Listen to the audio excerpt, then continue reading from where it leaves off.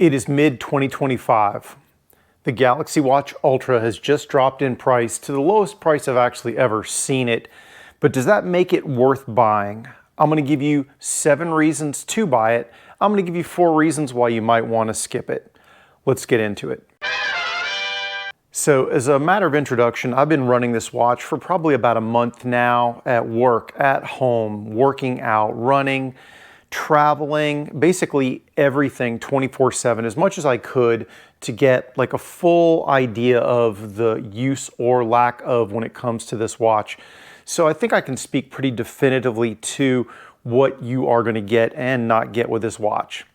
But first, let's talk about the number 1 reason why you might want to buy this watch is the price right now has come down to the lowest I've ever seen it.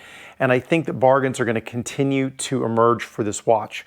When it first came out, it was over $600, which seems a little bit spendy for a smartwatch. I know there's some Garmin watches out there that command quite a price point, but it starts to get a little ouchy once you get above $500, in my opinion. Not that I wouldn't tell you to not do that, but in this case, maybe hold off. But ladies and gentlemen, I paid $390 for this watch, and I suspect that you'll see even better deals in the coming days, especially with the emergence of the Galaxy Watch 8 and 8 Classic, which should be coming out sometime this year. I think even when those come out, this still might be a pretty decent deal because as of now, this is legitimately Samsung's flagship watch, like their number 1 fully featured best watch.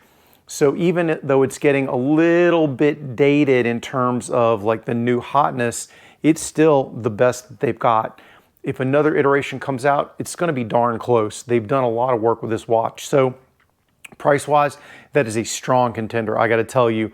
And that was the reason why I picked this up to begin with.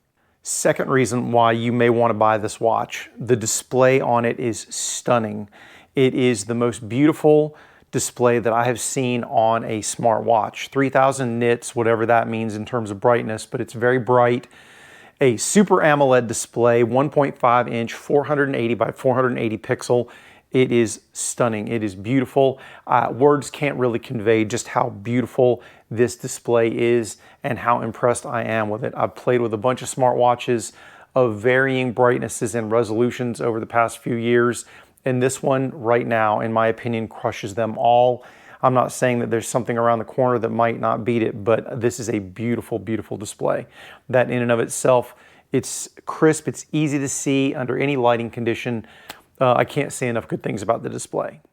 And in addition to that beautiful display, this watch is built like a tank. It is 10 atmospheres, water resistant. It is put up with my casual level of abuse. It is probably one of the most durable smartwatches I've played with. The display is sapphire, not Gorilla Glass. I usually put a screen protector on these anyway, but I probably didn't need to do it for this one. It just looks beautiful, and in addition to looking beautiful, the durability factor is amazing. In addition, the way the bands attach on this watch is probably one of the easier band installs I've ever seen, both to initially put them on and to trade them out, and also one of the most secure attachment methods I have ever seen. I don't worry about losing this watch like when I'm swimming or I'm someplace where I could not be able to retrieve it. I think that I have no worries about the band situation. And if you do decide you want to use a different band, the aftermarket bands that I have seen are super inexpensive, and they are also very easy to install, and I'll link to a few, but it is really amazing just how easy it is to swap out bands and the variety of bands that you can get with this watch. So that's the construction factor is real.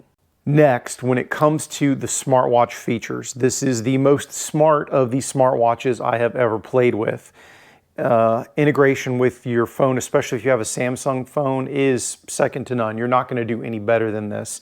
When it comes to receiving notifications, how you want, when you want, it does all of that. You can obviously filter however you want. You can open up notifications on here, or you can literally tell it to open it up on the phone. You can open up notifications with gestures, so you don't even need to use your other hand to do it if you don't want to.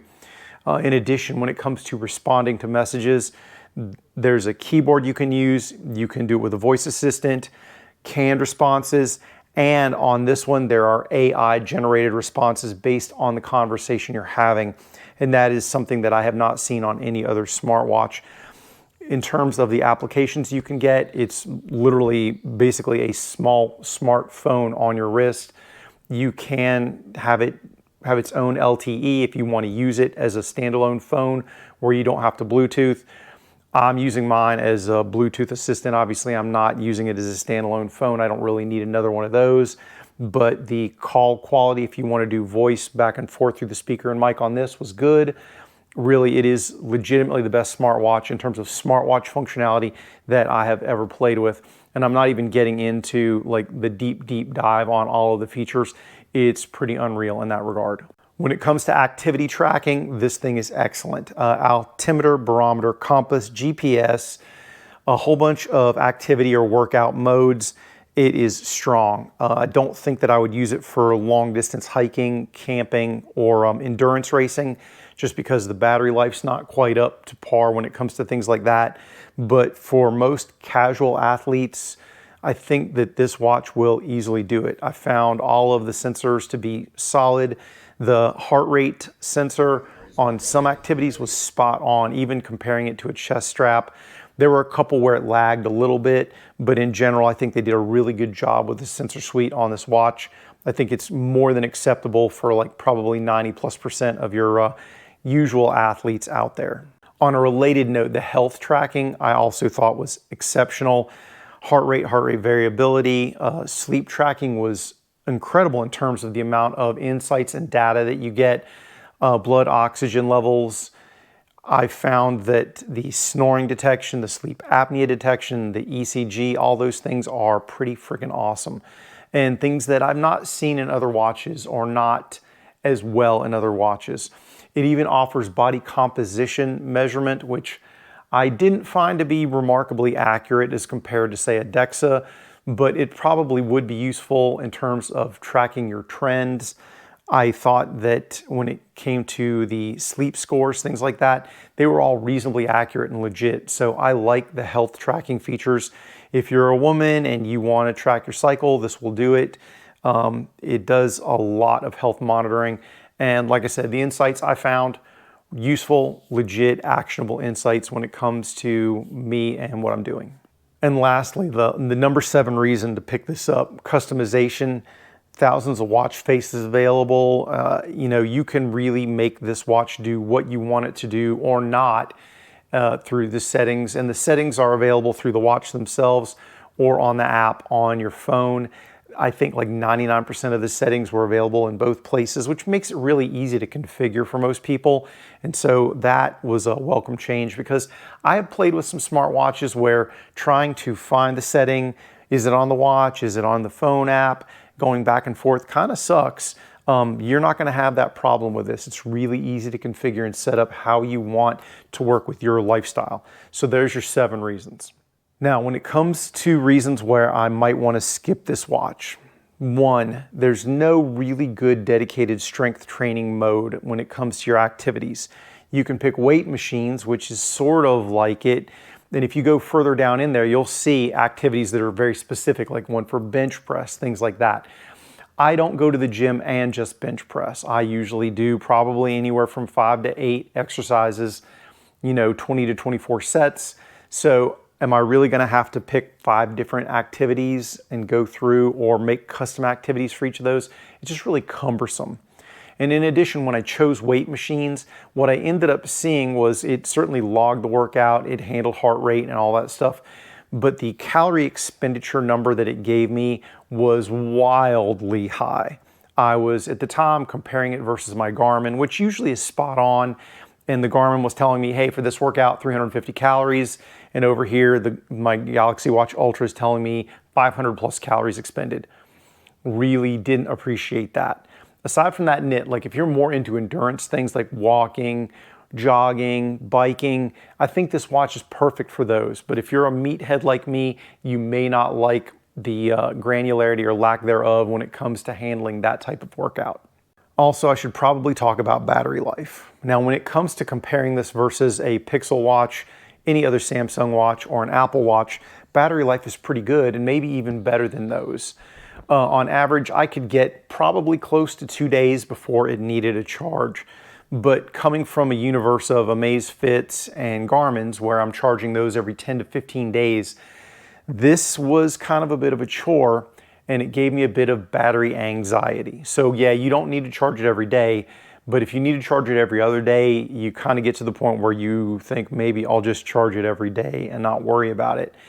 What I really ended up doing was just charging it probably for about an hour every day. And another reason why I charged it every day was because if you do let it get really low, it took me somewhere around 2.5 hours to get near a full charge on this watch. I realized that my power brick is probably not the highest wattage one out there, but I don't know that even going to a higher wattage power brick would have made that much of a difference. So 2.5 hours to full charge, that kind of hurt, guys. So I didn't love the battery life. I realized in the Wear OS world, there's probably only 2 watches that are going to do better than this. And you're probably talking about the TicWatch or the OnePlus watch. I know those have some interesting schemas within them to keep you from burning through batteries as fast. I realize that the Wear OS world is really kind of so smartwatch centric that maybe you don't care about battery life. But if you do, if that's a consideration for you, maybe that's a reason to skip it. Lastly, or not second to last, to get all of the features with this watch, you need 3 applications on your Samsung phone. And that's the Samsung Health, the Health Detection, and the Wear. So you're literally having to go through 3 different apps to choose settings and get your data. It's not the end of the world, but I'd like a little bit of a tighter integration. You know, I'm used to the world and the Garmin universe where everything Garmin is on one app. Same thing with the Amazfit, everything's in the Zepp OS. Could Samsung clean that up? Probably. Do they have to? I don't know. Is it the end of the world? Maybe not. But I kind of wish that instead of having to play with 3 different apps, that I could just handle it all within one app in terms of settings and in terms of the data that I get. And lastly, this may be a pro or a con for you. I still don't know that I'm fully acclimatized to the square-ish circle or squircle look. It is a very unique look. It doesn't look like any other smartwatch out there. And so maybe from Samsung's perspective, that is a good thing. But because it also doesn't look like anything else out there, it's a little weird for me, right? The first time I saw one, I was not sure. I was like, I don't know that I like that. But the more I wore it, the more I was like, hey, maybe it's not a bad thing. So I don't know. I was sort of in the negative camp, and I don't know that I'm fully in the positive camp with the current aesthetic. I kind of wish it was just a round watch. I don't love the square watches. I've tested one and played with it. Not my favorite. I know some people like the Apple Watch. They're all squares. Everyone likes those. I get it. If that's your jam, if that's your aesthetic, I totally get it. But I still don't know that I'm down with it. I know that there's probably a 4A in here where it does not have a rotating bezel. Some of the earlier Samsung watches had a rotating bezel that you could use for navigation. This one has a virtual bezel where if you just run your finger around the outside edge, it selects things for you. And if you go and select a bunch of different things, you can always face palm it, and that takes it right back to the main screen. So navigation's okay, but there are more elegant navigation features out there in the wild, to include some things that Samsung did previously and other companies that are using like the rotating crown to navigate through things. I think those are neat as well. Really, I know that the Samsung purists probably want the rotating bezel. I, being one of those weirdos, I think I'd rather have a crown that rotates where you can select through different options. But either one of those, they're not really fully present or fully realized in this watch. Mid-2025, is this watch still worth it? If you've got a Samsung phone and you want a smartwatch, I'm going to say probably yes, guys. The value is really there, and I think that as time goes by, the prices are going to continue to drop on this one. And even with some newer watches in the offerings, I don't know that I'd sleep on this, even with those things floating around in the near future if they're not out already. All in all, guys, it's a excellent smartwatch. It's a decent sport watch. It's a good device all told. I like it. I really do. It's grown on me in a number of ways, and the smartwatch functionality, man, it's a killer app. It really is. Now, I will say this, if you're a meathead like me or you don't want to charge a watch every day, then it may not be for you. But all in all, guys, I think it's worth a look, if nothing else. I'm going to end this here, guys. Thanks for watching. As usual, if you like gear reviews, occasional fitness, sometimes some shooting content, make sure you do all the YouTube things like subscribe, hit the notification bell. I really appreciate you watching all the way to this point. I realize that even on a short video, there's a time investiture that you put into this, so I appreciate you.